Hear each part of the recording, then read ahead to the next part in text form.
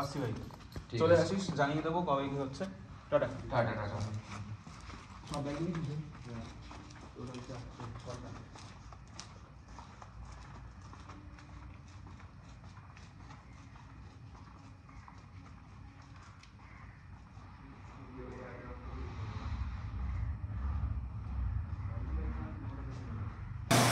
Eight বিতে দ্বারা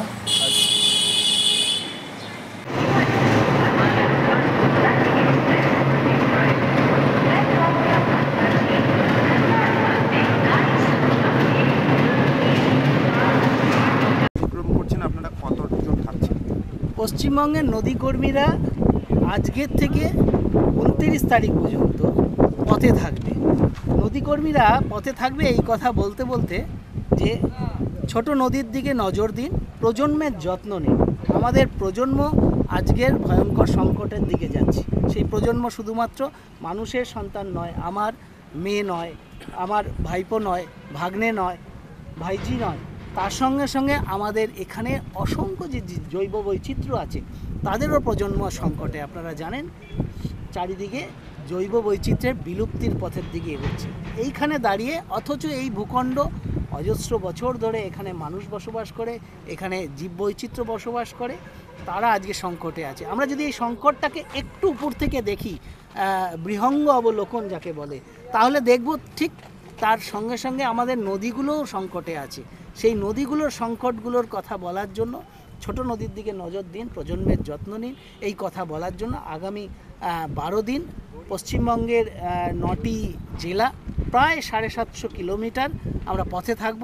এই জেলাগুলোর মধ্যে বীরভূম থাকবে, মূলত রাঢ়বঙ্গের যে জেলা, যেখান থেকে ছোটনাগপুরের বৃষ্টির জলটা আমার বাংলা ছুঁয়ে গঙ্গার দিকে এগিয়ে যায়, সেই অঞ্চলটা জুড়ে আমরা এই সাইকেল যাত্রা করব এবং সাইকেল যাত্রার সঙ্গে সঙ্গে চলার পথে মানুষের সঙ্গে কথা বলা এবং নদীকে দেখার কথা আমরা বলতে থাকব।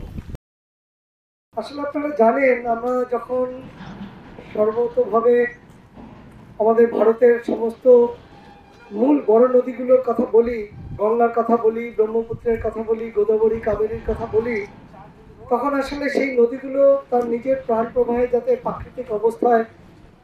প্রাকৃতিক অবস্থানে বজায় থাকে তার কথা বলি।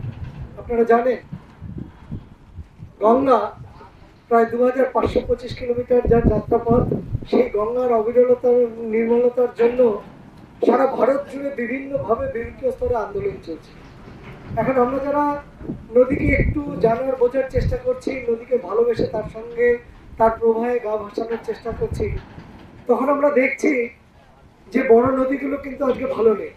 এবং তারই কারণ খুঁজতে গিয়ে আমরা দেখতে পাচ্ছি যে আমাদের ভারতের তথা আমাদের রাজ্যের ছোট নদীগুলো যদি না বাঁচে, তাহলে এই সম্পূর্ণ বড় নদীগুলো কিন্তু কখনোই বাঁচবে না। এবং আপনারা জানেন গঙ্গাকে জল দিয়ে চলেছে দামোদর, দামোদরকে জল দিচ্ছে দ্বারকেশ্বর, এরকম প্রত্যেকটা ছোট নদী আসলে গিয়ে সেই গঙ্গাকেই পুষ্ট করছে। আজকে যেই মুহূর্তে আপনাদের সঙ্গে কথা বলছি তখন আপনারা জানেন আমাদের বিস্তীর্ণ এলাকা জল শূন্যতায় ভুগেছে। বাঁকুড়া, বীরভূম, পুরুলিয়ায় জল নেই। একই সঙ্গে একটু নিচে হুগলি এবং হাওড়ার গ্রামীণ অঞ্চলে আপনারা যদি দেখি তাহলে খানাকুল, সেই খানাকুলে এই বছর 2 বার বন্যা হয়েছে, এই বছর বলতে 2024-এ। এবং ঠিক সেই পরিপ্রেক্ষিতে আপনারা ইতিমধ্যেই দেখেছেন কয়েকদিন আগে আমাদের গুরুত্বপূর্ণ কাগজগুলিতে আমাদের পশ্চিমবঙ্গ দূষণ নিয়ন্ত্রণ পর্ষদের চেয়ারম্যান শ্রী কল্যাণ রুদ্র মহাশয় আবারও নদী বাঁধের কথা বলছেন। ঠিক যেই মুহূর্তে সারা পৃথিবীর উন্নত বিশ্বের দেশগুলো বাঁধগুলোকে ডিকমিশন করার কথা বলছে, তখন আমাদের বাংলায় আবার বাঁধ ব্যারেজ নির্মাণের কথা বলা হচ্ছে। আমরা যার তীব্র বিরোধিতা করি। আমরা বলছি আরেকটি বাঁধও নয়, না হলে গঙ্গার নিম্ন অববাহিকায়, অর্থাৎ আমরা যারা ভাটির দেশ থেকে আসছি, আমাদের এখানে সুন্দরবনের বন্ধু আছে, তারা কিন্তু বাঁচবেন। আজকে হিমালয় না বাঁচলে যেরকম আমাদের যে জীবন চক্র, জলচক্র, সেটা থাকবে না, সেরকম সুন্দরবনের আমাদের যারা বন্ধু তারা থাকবেন না। আপনারা জানেন বিশ্বের পরিবেশগত উদ্বাস্তু কিন্তু আমাদের সুন্দরবনের বন্ধু। এই তথ্যগুলো আমাদেরকে বারবার ছোট নদীগুলো দেখভাল করার কথা বলছে। নদী বাঁচাও। নদী বাঁচাও, জীবন বাঁচাও, নদী বাঁচাও, জীবন বাঁচাও, নদী বাঁচাও। জীবন বাঁচাও। যারা আমাদের সহযোগী আছেন তাদের কাছে একান্ত অনুরোধ, আপনারা তিলপাড়া মোড়ে চলে আসুন। ওখানে আমাদের পরবর্তী সভা এবং তৎপরবর্তী 5টায়, বিকেল 5টায় সিউড়ি বাস স্ট্যান্ডের বইপত্রের সামনে আমরা সবাই মিলিত হব। প্রথম কথা হচ্ছে, পরিবেশের দাবির কোনো অঞ্চল ভিত্তিক ইস্যু যেটাকে আমরা বলি সেই রকমটা আসলে হয় না। গ্রেটারলি যদি আমরা দেখতে যাই, একটা বৃহত্তর স্কেলে যদি আমরা দেখতে চাই, তাহলে যেটা আজকে বীরভূমের সমস্যা সেই সমস্যার আঁচ গিয়ে সুন্দরবনে পড়বে, যেটা আজকে তিস্তার সমস্যা সেই তিস্তার সমস্যার আঁচ গিয়ে কলকাতায় এসে পড়বে। তাই এই মানে আমার অঞ্চল এবং সেই জায়গার মধ্যেই সীমাবদ্ধ এই সমস্যাগুলো, ব্যাপারটা ঠিক এরকম নয়। তাই সেই সূত্রে আমরা আসলে সবাই পশ্চিমবঙ্গে যে প্রান্ত থেকেই আসি না কেন, আমরা সবাই আসলে একই সূত্রে বাঁধা। সাদা কাগজে কি করবেন? আমরা বলছি, আমরা সাদা কাগজ নিয়ে বেরোচ্ছি, আমার নদীকে দেখব, আমার প্রিয় নদীগুলোকে দেখব, বাংলার জৈব বৈচিত্র্যকে দেখব, নদী পাড়ের মানুষকে দেখব এবং নদীর যে কেমন আছে সেটা দেখব এবং সেটা আমাদের প্রশাসনের কাছে চোখে চোখ রেখে আমরা জানিয়ে দেবো আমরা কিন্তু এইটা দেখে এলাম। আপনাদের যে কথা আপনারা বলেন, যে তথ্য বের হয়, যে তথ্য সামনে আসে, সেই তথ্যকে মিলিয়ে নেব। আমরা তো মেনে নিচ্ছি আমাদের রাজ্য খুব ভালো আছে, রাজ্যের মানুষের ভালো আছে, তা আমরা মিলিয়ে নিচ্ছি।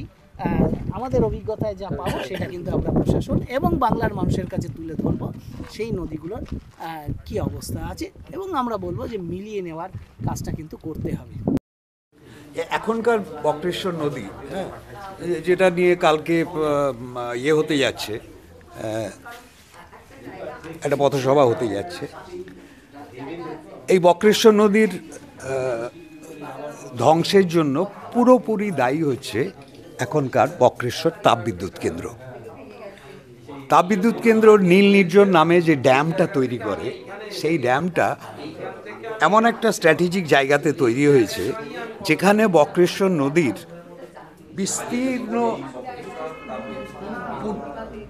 পশ্চিম দিক এবং দক্ষিণ দিকে যে বিস্তীর্ণ অববাহিকা অঞ্চল, যেখান দিয়ে জল বর্ষায় গড়িয়ে সেই নদীটাকে বাঁচিয়ে রাখত, সেই সমস্ত জলটাকে ওখানে আটকে দেওয়া হতো। কেননা থার্মাল পাওয়ারে প্রচুর জল লাগে, প্রচুর জল লাগে, হ্যাঁ, সেই জলের কোনো সোর্স এই থার্মাল পাওয়ারে নেই। ওরা এইখান থেকেই জলটাকে নেয়, তাতেও কুলায় না একটা বিশাল পাইপলাইন, জায়গান্টিক পাইপলাইন তিলপাড়া যেখানে থেকে আমাদের সভা আজকে শুরু হলো, ওইখান থেকে নীল নির্জন পর্যন্ত একটা জায়গান্টিক পাইপলাইন আছে। বর্ষার সময় ওখান থেকে জল নিয়ে এই ড্যামে জমা করা হয়, হ্যাঁ, যাতে খরার সময় ওরা তাপবিদ্যুৎ কেন্দ্রের পুরো জলটা এখান থেকে পায়। এর ফলে যেটা হলো যে নীল নির্জনের নিচে যে ড্যামটা, হ্যাঁ, নীল নির্জনের নিচে যে নদীটা বয়ে গেছে বীরভূমের প্রান্তের অন্য দিকে আর কি, সেই নদীটা পুরোপুরি ঘাসের জঙ্গলে ঢেকে গেল, ঘাস এবং শহরের জঙ্গলে।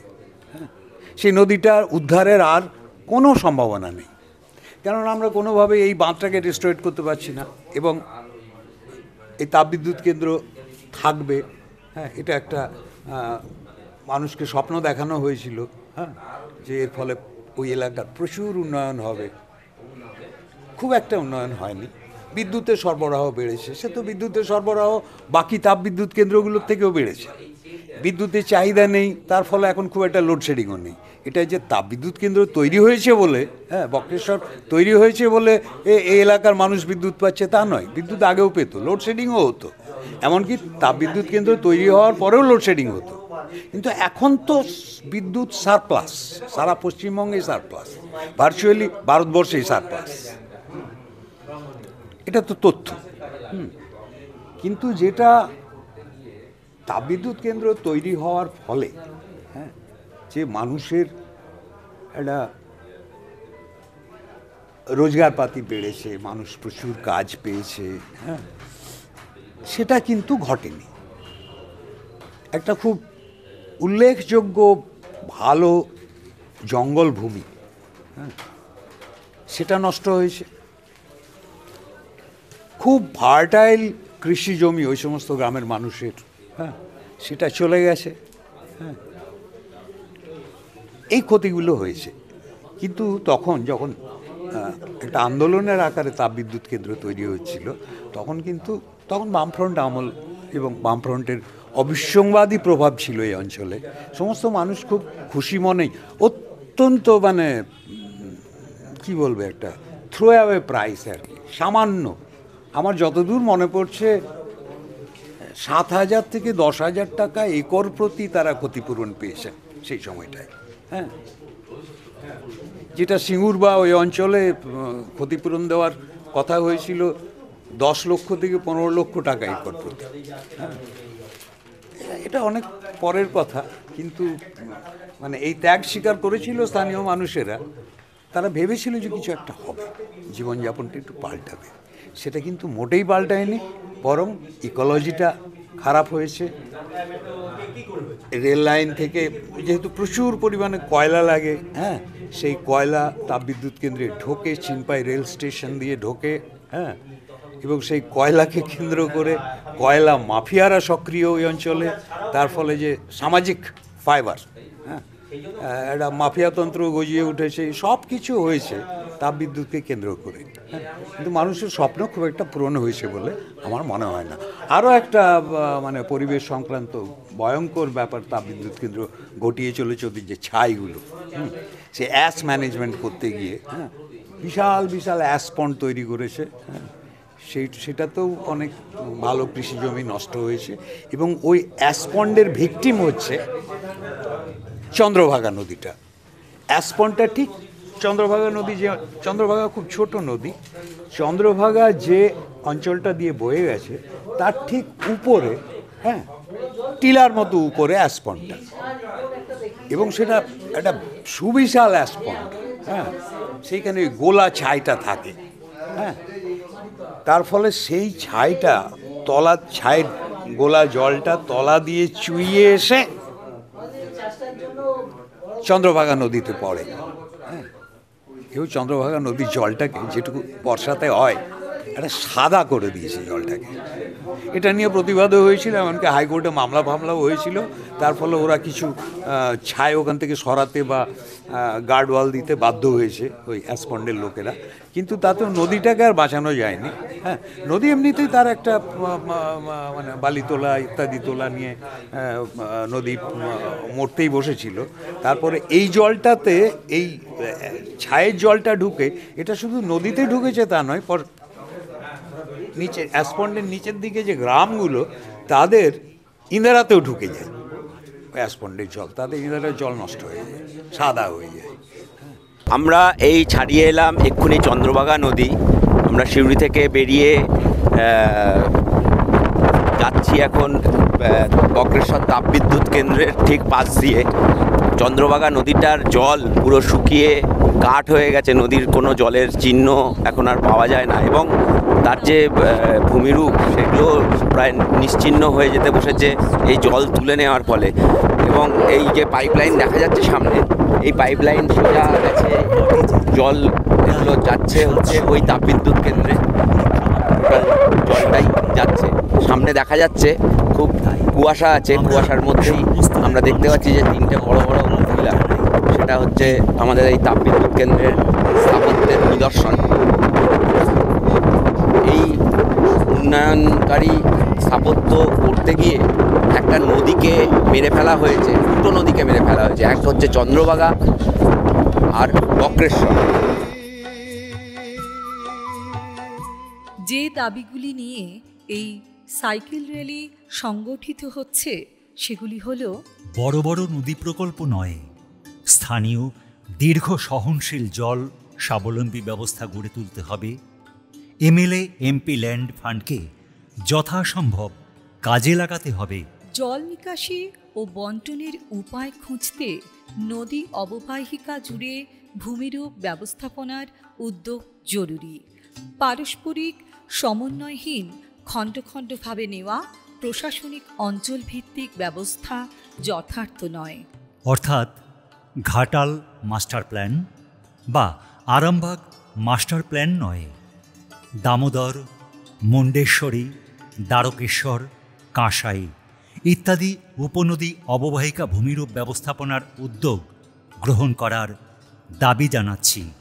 জল বিভাজিকা এবং জল বয়ে চলার পথ চিহ্নিত করে যথার্থ জ্ঞানবিজ্ঞান এবং প্রকৌশল ব্যবহার করে সড়ক, রেলপথ নির্মাণ, সম্প্রসারণ সহ বিভিন্ন প্রকল্প বা নগরায়নের অনুমতি দিতে হবে। বর্তমানে কোনো প্রকল্প জল প্রবাহ পথে গড়ে উঠলে অবিলম্বে বিকল্প খোঁজার চেষ্টা করতে হবে। ছোট নদী, প্রাকৃতিক খাল, জলাশয় চিহ্নিত করে সংস্কার সুবন্দোবস্তের মাধ্যমে প্রাকৃতিক নিকাশ এবং জল ধারণের ব্যবস্থাপনার পরিকল্পনা করতে হবে। গঙ্গা আমার মা, পদ্মা আমার মা, ও আমার দুই চোখে দুই জলের ধারা, মেঘনা যমুনা। গঙ্গা আমার মা। এখানে নদীটা রয়েছে আপনার বক্রেশ্বর নদী, আচ্ছা, কাছাকাছি রয়েছে আপনার অজয় নদী, বক্রেশ্বরটাকে নিয়েই বলুন। হিন্দ নদী আরও রয়েছে। তো আমার বাড়ির পাশে যে জমি, যে নদীটা, আমি সেই নদী সম্পর্কে বলব। নদীটা নষ্ট হয়ে যাওয়ার একমাত্র কারণ হচ্ছে বক্রেশ্বর ড্যাম হওয়ার ফলে নদী জলটা নিচে নামছে না। সেই জল নিচে না নামার ফলে বালি কিন্তু আর সঞ্চয় হচ্ছে না। অপরপক্ষে যে বালি, সেই বালি দিনের দিন কিন্তু উত্তোলন হয়ে যাচ্ছে। ফলে নদীর যে একটা মানে স্রোত জলের, সেই স্রোতটা দিনের দিন কিন্তু নষ্ট হয়ে যাচ্ছে। ফলে জল সংকট, যেটা আপনি বললেন জল সংকট, আগামী দিনে ব্যাপকভাবে জল সংকট মানে বর্তমান অবস্থাতেই দেখতে পাওয়া যাচ্ছে। আগামী দিনে আরও ব্যাপক হারে এটা বিস্তার লাভ করবে। এখন এই যে মানে মাটির নিচের জল কমে গেছে, এইটা কি আপনারা বুঝতে পারছেন? আমরা বুঝতে পারছি যখন টিউবওয়েলে জল যখন কমে যাচ্ছে, ঠিক আছে, সেহেতু আমরা বুঝতে পারছি আর যত দিন যাচ্ছে তত আপনার স্যালো, হ্যাঁ হ্যাঁ, এ হওয়ার ফলে পাশাপাশি যে টিউবওয়েলগুলো রয়েছে সেই টিউবওয়েল থেকে জল আর উঠছে না। ফলে আমাদের জল সংকট দেখা যাচ্ছে, পানীয় জলের সমস্যা দেখা দিয়েছে। আচ্ছা, এই যে ড্যামটা তৈরি হয়েছে, এই ড্যামে তো জল ধরা হয়, সেই জলটা কোন কাজে লাগে? বক্রেশ্বর তাপবিদ্যুৎ পাওয়ার প্ল্যান্টে কাজে লাগে এবং মেনলি ওই জলটা ধরে রাখার কারণ পাওয়ার প্ল্যান্টের কাজে, এবং ওই যে জলটা আছে সেই জলটা তাদের ব্যবহারের জন্য, পাশাপাশি কোনো জনসাধারণের ব্যবহার্য এটা হয়নি, মানে জনসাধারণের জন্য ওটা তোলেন না। আর এই যে তাপবিদ্যুৎ কেন্দ্রটা হয়েছে, এইটার ফলে কি মানে এইখানে ইলেকট্রিক চলে যাওয়া, মানে কারেন্ট অফ হয়ে যাচ্ছে, ঠিক আছে, লোডশেডিং হচ্ছে, এটা কি কমেছে? যেমন ছিল তেমনটাই আছে। মানে এই তাপবিদ্যুৎ কেন্দ্র হওয়ার পরে সাধারণ মানুষের আমাদের কাছাকাছি বক্রেশ্বর তাপবিদ্যুৎ হওয়ার ফলে আমরা সমস্ত রকম সুযোগ সুবিধা থেকে বঞ্চিত। আর এখানে মানে এমনি ধুলো ধোঁয়া এগুলো বেড়েছে। হ্যাঁ, সে তো পলিউশন তো হচ্ছেই, সেটা পলিউশন তো আমরা হয়তো চোখে দেখতে পাচ্ছি না, কিন্তু বোঝা যাচ্ছে। আগের থেকে মানে এমনি ওয়েদার গরম হয়ে গেছে। এই গরম তো ওয়েদার তো ধরুন এখনই তো বোঝা যাচ্ছে ওয়েদারটা কেমন, এখন থেকেই তো বোঝা যাচ্ছে ওয়েদারটা কেমন। আর গ্রীষ্মকালের দিনে অত্যাধিক গরম, কারণ কাছাকাছি পাওয়ার প্ল্যান্ট, টাওয়ার যে একটা হিট, সেটা কোন দিকে যাবে? সাধারণ মানুষের মধ্যেই তো সেটা ছড়িয়ে যাচ্ছে। আর পলিউশনটা যেটা ওখানে বক্রেশ্বর তাপবিদ্যুতের যে সাইটটা হচ্ছে অ্যাসপন্ড বলে একটা জায়গা আছে, যেখানে আপনারা পেরিয়ে চলে এলেন, ওই অ্যাসপন্ডে যখন গ্রীষ্মকালের দিন হয়, সেই ছাইগুলো উড়ে মানে মনে হয় এক কুয়াশা পড়ে গেছে। ছোট নদী, বড় নদীর পরিত্যক্ত পথ, যা আসলে বড় প্লাবন জল বয়ে নিয়ে যাওয়ার পথ, অবিলম্বে অবিরল নির্মল করতে হবে। স্থানীয় মানুষ ও বিশেষজ্ঞদের যুক্ত করে তার মাস্টার প্ল্যান করতে হবে। বড় নদী বাঁধ, জলাশয়ের সঙ্গে যুক্ত ক্যানেলগুলিকেও সংস্কার করতে হবে। অপ্রয়োজনীয় কংক্রিট প্রিয় উন্নয়ন ও সবুজ আচ্ছাদনের অভাব বৃষ্টির জলের বয়ে চলার পথকে ত্বরান্বিত করেছে। তাই বৃষ্টির জল ধরা হোক সেখানেই যেখানে সে প্রথম পড়ছে। বৃষ্টির জল ধরে রাখতে জল ধরো জল ভরো প্রকল্পকে সর্ব অধিকার দিতে হবে। ভূগর্ভস্থ জল ব্যবহারের প্রবণতা যথাসম্ভব কমিয়ে বৃষ্টির জল নদীর জল বিশুদ্ধ করে সরবরাহের ব্যবস্থা করা প্রয়োজন। হ্যাঁ, আজকে আমাদের যে আন্দোলনটা পথ চলা, আমাদের দু জায়গায় চলা, হ্যাঁ, নদী দেখা এবং তার কথা বলা। কারণ আজকে যেটা চলছে, জলকে অনেক জায়গায় নষ্ট করা হচ্ছে, নদী শুকিয়ে গেছে, অনেক জায়গায় বালি তোলা হচ্ছে, পাথর তোলা হচ্ছে। হ্যাঁ, কারণ এখন বৃষ্টিও হচ্ছে না, কারণ জঙ্গলগুলোকে তারা কেটে ফেলা হচ্ছে কিছু দুষ্কৃতী লোক। তার জন্য বৃষ্টি হচ্ছে না, তার জন্য জলটাও শুকিয়ে গেছে অনেক জায়গায় নদীতে। তার থেকে আমাদের নদীকে রক্ষা করার জন্য আজকে আমাদের এই পদক্ষেপটা। এবং কিছু দুষ্কৃতী লোক বালি তুলছে এবং পাথরগুলো তুলছে, তারা যেন না করে, তার প্রতিরোধ করার জন্য আমাদের এই পথ চলাটা।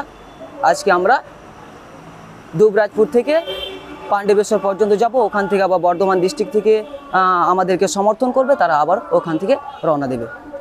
আচ্ছা, এই যে শাল নদীতে এই বালি তোলা হচ্ছে বা শাল নদীর আশেপাশে জঙ্গল কাটা হচ্ছে, এইগুলো কি পরিস্থিতি হয়ে আছে? হ্যাঁ, পরিস্থিতি অনেক খারাপ, কারণ কিছু দুষ্কৃতী লোক বললাম, হ্যাঁ, অনেকেই করছে তারা, কিন্তু জঙ্গল বালি সব জঙ্গলগুলোকে কেটে ফেলা হচ্ছে এবং লুকিয়ে লুকিয়ে বালি চুরি করা হচ্ছে, পাথর তুলে দেওয়া হচ্ছে।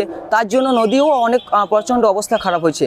এখন মানুষ বাঁচবে তখনই যখন এই ধরিত্রী, এই বসুন্ধরা, এই প্রকৃতির সমস্ত জীবকুল তারা যদি ঠিকঠাক ভাবে বাঁচেন, তাহলে আমরাও সুন্দরভাবে বাঁচতে পারি।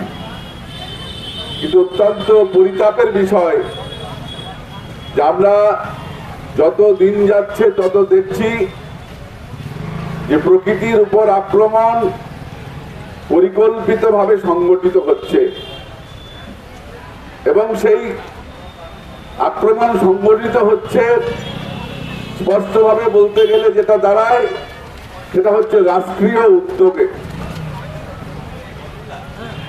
আজকে আমার প্রকৃতির অঙ্গ জঙ্গল, সেই জঙ্গল কেটে সাফ করা হচ্ছে। জঙ্গল কেটে সাফ করে দেওয়া মানে প্রকৃতির দূষণ বাড়ানো।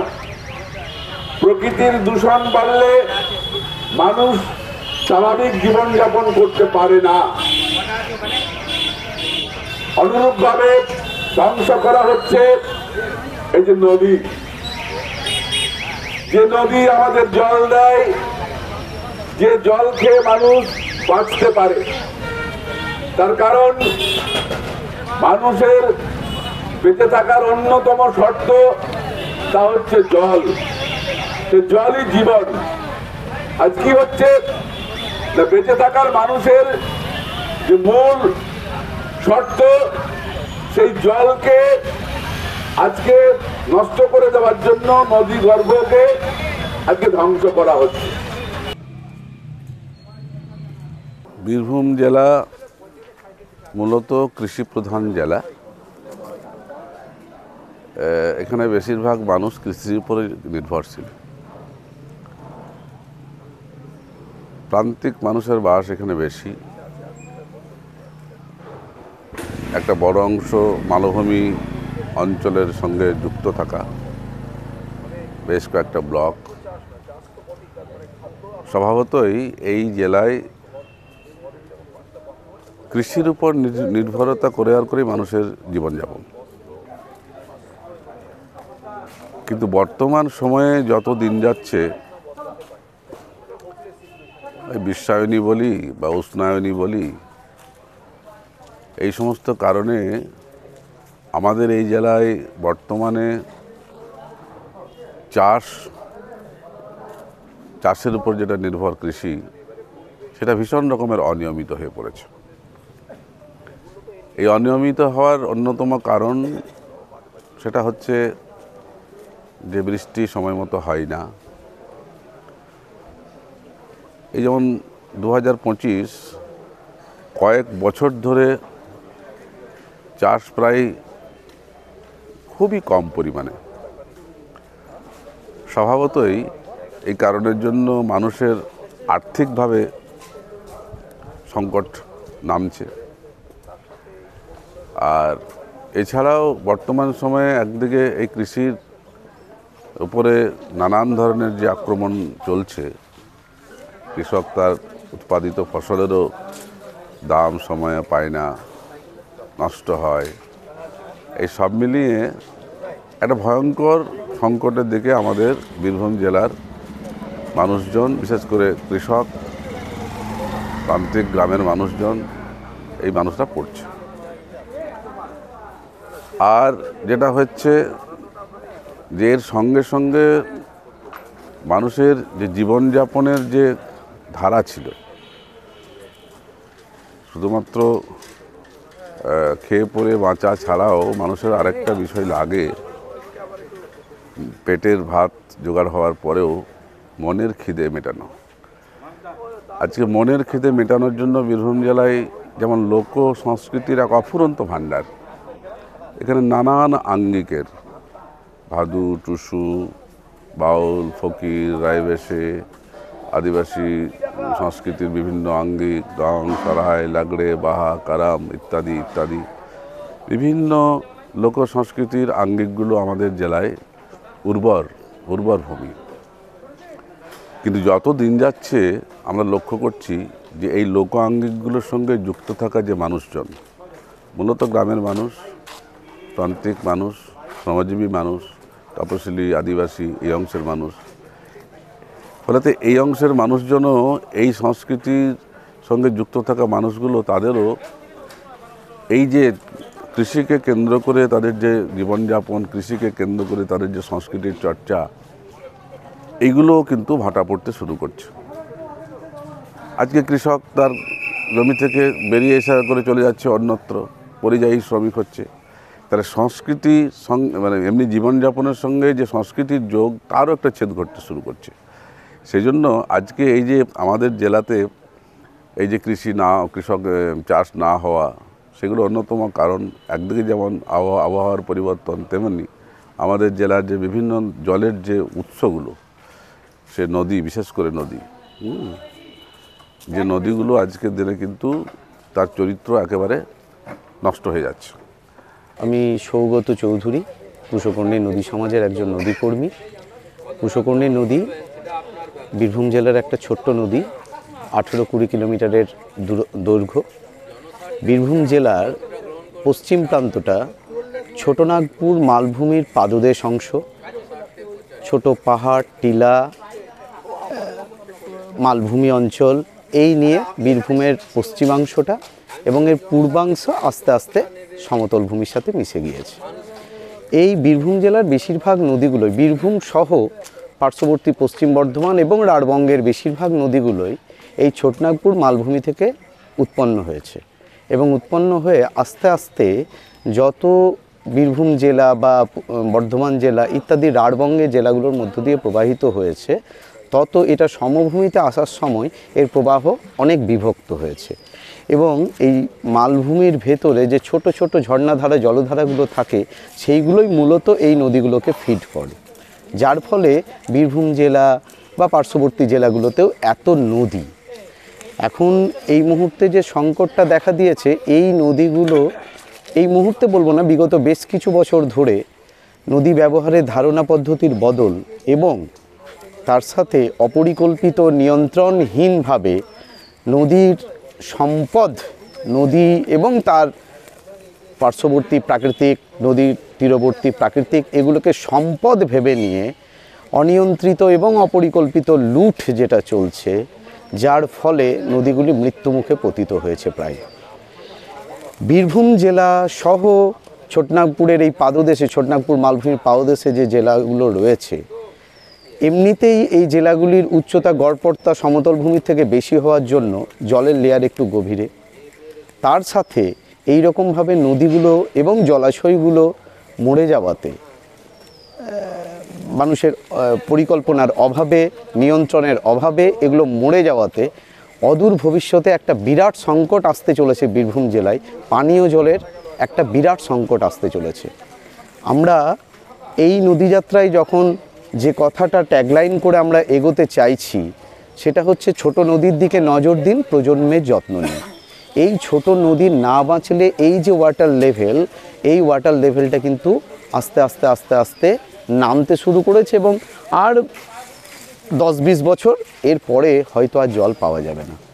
ভূগর্ভের জল যে অপরিকল্পিতভাবে তোলা হচ্ছে, নদীগুলো মেরে ফেলার ফলে ভূগর্ভের জলটাই পানীয় জলের এই মুহূর্তে আধার হয়ে উঠেছে এবং অপরিকল্পিতভাবে ভূগর্ভের জল তোলার ফলে ভূগর্ভের জল শূন্য হয়ে যাচ্ছে এবং আস্তে আস্তে আস্তে আস্তে এটা একটা বড় সংকটের দিকে আমরা এগোতে চলেছি। নদী নির্ভর মানুষের জীবিকা, নদী নির্ভর যে চাষবাস, মাছ ধরা ইত্যাদি সমস্ত জীবিকায় এই মুহূর্তে ভয়ঙ্কর বিপর্যস্ত অবস্থায় রয়েছে। আজকে নদী বাঁচানোটা কেন দরকার, সাইকেল র্যালি যারা করছেন তাদের পক্ষ থেকে বক্তব্যটা রাখা হবে। তবে আমরা যেটা মনে করি যে নদী না থাকলে আমরা জল পাবো না, বিশেষ করে খনি এলাকায় দেবের সব দিন জল কমে আসছে। আজকে অল্প বৃষ্টি হলেই নদীতে বন্যার পরিস্থিতি তৈরি হচ্ছে। নদীতে জল নেই এখনই, কেন? আজকে আমাদের সকলকে ভাবা দরকার আছে। আমাদের জেলার প্রাণ কেন্দ্র, যার উপরে বহু মানুষ, বহু ইন্ডাস্ট্রি, গলিয়ারি এবং বিভিন্ন প্রকারের জৈব বৈচিত্র্য, সমস্ত দ্বীপ যে দুটো নদীর উপরে নির্ভরশীল, সেই দুটো নদী গলা বরফের নদী নয়, বর্ষার নদী। বর্ষার জল ওই নদীতে থাকে। আমাদের এলাকায় জলের লেভেলটা ঠিক থাকে বলে যতটা জল আমরা পাচ্ছি, কিন্তু নদী দুটো দিনের পর দিন শেষ হয়ে যাচ্ছে, নব্যতা কমছে। কেন?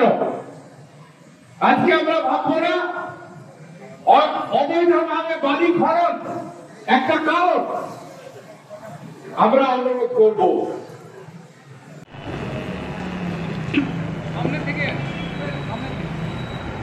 यहाँ उपस्थित सभी को मेरा संग्रामी अभिनंदन।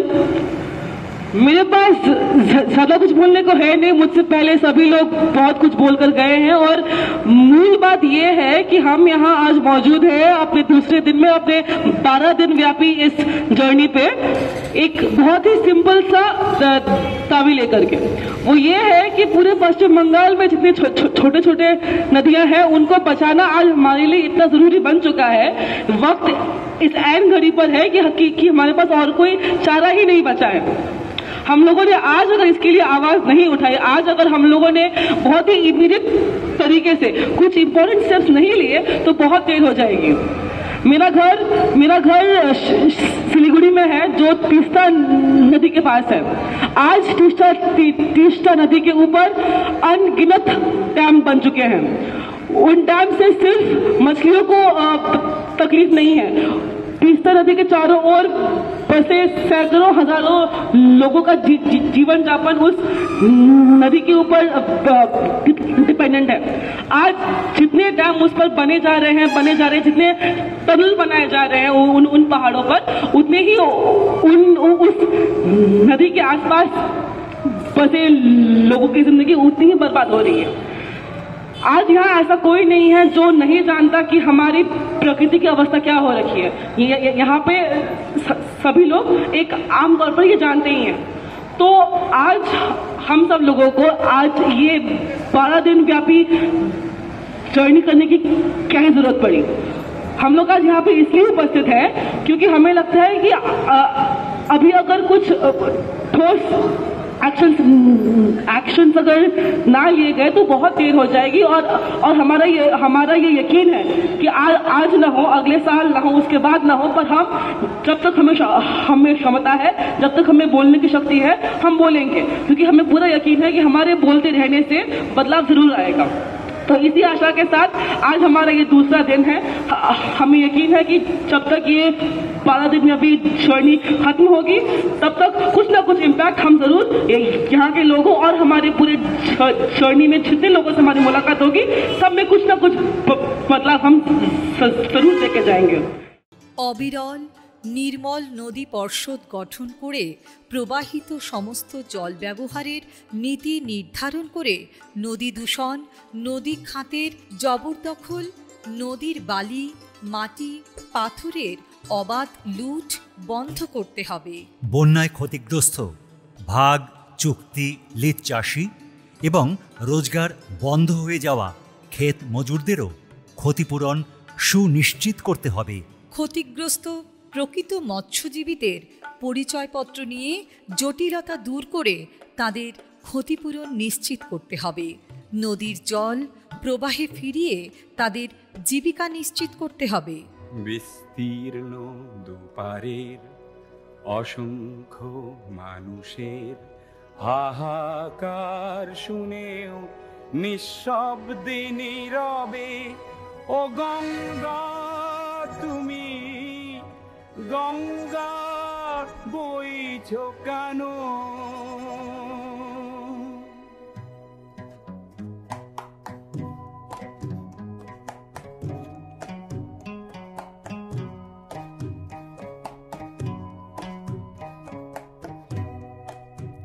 বিস্তীর্ণ দুপারের অসংখ্য মানুষের হাহাকার শুনেও নিঃশব্দে নীরবে ও গঙ্গা তুমি গঙ্গা বইছো কেন? বন্যা মোকাবিলায় রাজ্য সরকারের বিভিন্ন দপ্তর এবং কেন্দ্রীয় ও রাজ্য সরকারের মধ্যে সমন্বয় জরুরি। অন্যান্য দপ্তরের বিভিন্ন প্রকল্প যাতে বন্যাপ্রবণ অঞ্চলে বিপদ ডেকে না আনে তার জন্য আপনার দপ্তরকে উদ্যোগী হতে হবে। আচ্ছা বন্ধুরা, আমি সকালে বলেছিলাম যে আমরা রোজ সকালে দেখা করব বন্ধুদের সঙ্গে এই নদীর কথার যে আমরা পথে নেমেছি সেই কথা নিয়ে বন্ধুদের সঙ্গে দেখা করব, কিন্তু আজকের একটু বিকালেও এখনও দেখা করতে এলাম। আমার মনে হয় আপনাদেরকে একটু দেখানো দরকার। আজকের এখন আমরা যা দেখছি, আমরা এখন জামুরিয়া 2 ব্লকের সিঙ্গারন নদীর পারে আছি। সিঙ্গারন এই নদীটি আরও এগিয়ে গিয়ে দামোদরে মেশে, অর্থাৎ দামোদরে মেশে মানে সে গঙ্গাকে জল দেয়। এই সিঙ্গারনের জলই কি কলকাতায় যায় গঙ্গা হয়ে দামোদরের পথ ধরে আমার গঙ্গাতে গিয়ে মেশে। সেই সিঙ্গারন নদীটাকে আমি দেখতে পাচ্ছি জলটা একদম লাল সিঁদুরে রং হয়ে আছে। আসলে এখানের যে কারখানাগুলো, সেই কারখানাগুলোর থেকে সোজাসুজি জল আর ধুলো মেশানো জল এখানে আসছে। এখানে কি করে জীববৈচিত্র্য যে থাকতে পারে আমরা জানি না, কিন্তু মানুষেরা বাধ্য হয় এই যে অঞ্চলটা, এখানে 20টি আদিবাসী গ্রাম আছে এই নদীকে তার পাশে করে। তাদের জীবন জীবিকাটা কী ধরনের কী অবস্থায় সংকটে আছে সেটা আমরা সাধারণভাবে এই জলটার রঙটা দেখলে বুঝতে পারছি। দ্বিতীয় এই নদীটা এসে আমরা দেখতে পাচ্ছি ঠিক এখান থেকে আরেকটু নিচে, এখান থেকে ছবিটা দেখা যাচ্ছে না, সেখানে গেলে দেখা যাবে নদীকে 200 ফুটের নদী 20 ফুটে নেমে এসছে। টানা কংক্রিটের ওয়াল তৈরি করা হয়েছে। এই কোন দেশে আমরা আছি? নদীকে কি কারোর মানে অন্যভাবে বলতে হবে কি তা বাবার জমিদারি পেয়েছে এই যারা কারখানার মালিকরা আছে তাদের যারা সমর্থন করছে তারা নিজের ইচ্ছা মতো নদীতে যেখানে খুশি যা খুশি করে নেবে। আমরা যদি এই দিকটা দেখি, একটা পুরনো ব্রিজ আছে, তারপরে একটা NH-এর বড় ব্রিজ হয়েছে, সেই ব্রিজের যে থাম তৈরি হচ্ছে সেই থামের নদীকে ওখানে 20 ফুট নদী প্রায় নেই। একটি প্রবাহমান নদীকে এইভাবে ধ্বংস হয়তো ভারতবর্ষে, হয়তো পশ্চিমবঙ্গেই হয়, আমি জানি না এই অবস্থা বিশ্বে আর কোথাও আছে কি না। হয়তো আছে, কারণ এই যে পুরো ব্যবস্থা শুধু অর্থ, শুধু মুনাফা, সেই মুনাফার ব্যবস্থা পৃথিবীকে গিলে খাচ্ছে। আমি বন্ধুদের কাছে আজকের হঠাৎ করে এলাম, এর জন্য আমার বিকেলবেলা আসার কথা ছিল না, ভাবিনি, কিন্তু এই সিঙ্গারনের কথাটা আপনাদের না দেখালে আমার মনে হতো যে আমরা ঠিক করছি না। এইটা দেখতেই তো এসেছি। সত্যিই কি আমার নদী ভালো আছে? আমি গতকাল বলছিলাম ওখানকার বন্ধুদের সঙ্গে যে আমরা সাদা কাগজ নিয়ে বেরোচ্ছি, সেই সাদা কাগজে যা দেখব সেইটাই আমরা লিখে রাখবো, সেইটাই আমাদের মানুষের কাছে তুলে ধরবো, পরিচিত বন্ধুদের কাছে তুলে ধরবো, বিশ্বের কাছে তুলে ধরবো। সেই সাদা কাগজে কিন্তু আজকে লাল জল দেখছি, আমাদের রক্তের জল দেখছি। আমার নদীকে মনে হচ্ছে সে কাঁদছে, তার রক্ত প্রবাহ বয়ে যাচ্ছে। এই কুলাঙ্গার ভারতবর্ষের প্রশাসন এবং মুনাফা লোভীদের জন্য। এই যে আমাদের ওসিপিটা হয়, ওসিপিতে যে মাটিটা মাটি তোলার পরে আমাদের কিছুটা ইসেলটা ফিল আপ করে, কিছুটা জঙ্গলও লাগায়। কিন্তু এই গত 10 বছর থেকে আমরা যা দেখছি এই ইসিএল ফিল আপটা তো করছে না, আর ওই জায়গাতে মানে ওই স্পঞ্জারের ছাইগুলো ভরাট করছে, সেটা কিন্তু প্রদূষণের নিয়ে খুব খারাপ। সেটাই কথা যে ওপেন কাস্ট মাইনে আমি কাজ যখন করে নিলাম, যে পার্টটা হয়ে গেল সেটা ফিল আপ করে দেওয়া, কিন্তু সেটা ফিল আপ করা হচ্ছে না, ফিল আপ হয় না, সব জায়গাটা ফুলফিল হয় না। সরকার এবং ইসিএল এর রেসপন্সিবিলিটি, ইসিএল পুরো রেসপন্সিবিলিটি, মানে কোনো রেসপন্সিবিলিটি নিচ্ছে না। ম্যানেজমেন্ট আজকে আসছে, চলে যাচ্ছে, এইরকম। এখানকার স্থানীয় মানুষদের কি, স্থানীয় মানুষ আন্দোলন করলে কি করবে? যে এখানে স্থানীয় নেতাগুলো আছে, মানে তারা ওয়াতে মিলিভগত আছে, তোলাবাজি তো আছেই। মানে এখানে ইসিএল এর এই ডেব্রিজ, তার সাথে অ্যাশ, এবং তার সাথে হচ্ছে যত কেমিক্যালস গিয়ে পড়ছে স্পঞ্জ আয়রন কারখানার এই নদীটা, আমাদের এই তিনটে প্রধান খুব সিরিয়াস প্রবলেম। এই যে আমাদের সিঙ্গারা নদীর একটা সময় ছিল যে সিঙ্গারা নদী জল খেয়ে পরে আপনার ওই 3-4টা গ্রাম যে ছিল, এবার হুডবি আদিবাসী পাড়া গ্রাম, চৌকিডাঙ্গা আদিবাসী পাড়া গ্রাম, আপনার স্টেশন পাড়া, জানবাজার, ওই নদীর জল খেত। আজকে এমন হয়েছে কি নদীতে হাত দিতে পারছে না। এই স্পঞ্জ আয়রনের কেমিক্যাল ছাড়ার জন্য ওই নদীতে তো মাছ নাই, ওই নদীতে হাত দেওয়া যায় না, ওই নদীটা খারাপ হয়েছে। এবং ফোর্থ যে প্রবলেমটা এর সাথে অ্যাসোসিয়েটেড ক্লোজলি, সেটা হচ্ছে এখানকার গ্রাউন্ড ওয়াটারের অবস্থা খুব খারাপ, ভৌম জল প্রায় নেই, জলের সংকট বোধহয় এখানে খুব গুরুতর। তলায় জল অনেক নিচে নেমে গেছে, জল খেতে গেলে অনেক পাওয়া যায় না। তো this is the four very important point. জল পাওয়া যাচ্ছে না, পশ্চিম বর্ধমানে গ্রাউন্ড ওয়াটারের অবস্থা খুব খারাপ। জল তো পাওয়া যায়ই না এখানে। এই তোমার এই ছাইগুলো ফেলেছে, ছাইগুলো ফেলে পরে এত ডাক উঠছে, বাড়িতে আর মানে নোংরা হয়ে যাচ্ছে। হ্যাঁ, বাড়ি ঝাড়ু দিয়ে দিয়ে তো আমরা তো পজিশন হয়ে যাচ্ছি। হ্যাঁ, আর কিছু বলারই নেই। তারপরে আপনার এইখানে জল টিউবওয়েলও পাওয়া যাচ্ছে না, তারপরে পানীয় জল যে আসছে সেটাও নোংরা আসছে, ভালোভাবে পাওয়া যাচ্ছে না। সব জায়গায় 1 ঘন্টা জল দিচ্ছে, 1 ঘন্টা জলে কী হবে? হ্যাঁ, সব কিছু পাওয়া যাচ্ছে না এখানে কোনো জিনিসের সুবিধা সুযোগ কিছু পাওয়া যাচ্ছে না। হ্যাঁ, কোনো চাষবাস করতে গেলেও যে দুটো নেবার নিয়ে কাজ করব সেটাও পাওয়া যাচ্ছে না।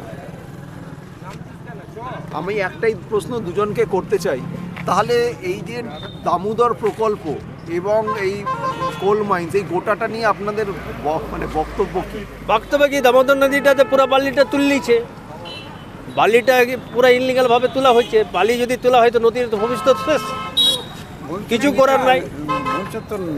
নদী তো নিচে নেমে যাচ্ছে, তো নদীর যদি এই অবস্থা থাকে তো জলের কি অবস্থা থাকে? এটা সামান্য বোঝার কথা আছে। জল থাকবে আর তো বালি থাকবে। তাহলে এইটা বলতে হবে যে দামোদর প্রকল্প যা এত আশার কথা ভারতবাসীকে একসময় দেখিয়েছিল, তা একেবারেই ফেলিওর হয়েছে। সেই হোক, এই কথাটাই আমাদের আজকের সবথেকে বড় অভিজ্ঞতা। প্রতি পঞ্চায়েত বুথ স্তরে গ্রামবাসীদের নিয়ে পাড় বাঁধ রক্ষণাবেক্ষণের স্থায়ী কমিটি গড়তে হবে। গ্রাম শহরকে জল স্বাবলম্বী করে গড়ে তুলতে বৃষ্টির জলের যথার্থ সুষ্ঠু ব্যবহার নীতি গ্রহণ করতে হবে। ভূজলের ব্যবহার বেসরকারীকরণ বা ব্যক্তি ব্যবহার সম্পূর্ণ নিয়ন্ত্রণ করতে হবে। সুষ্ঠু দীর্ঘমেয়াদী পুনর্নবীকরণ পরিকল্পনা ব্যতীত ব্যবহার নিষিদ্ধ করতে হবে। নমামি গঙ্গে পরিকল্পনার সার্বিক রূপায়ণ, গঙ্গা সহ অন্যান্য নদী ভাঙনের সমস্যার স্থায়ী পরিকল্পনার বাস্তব রূপায়ণ জরুরি।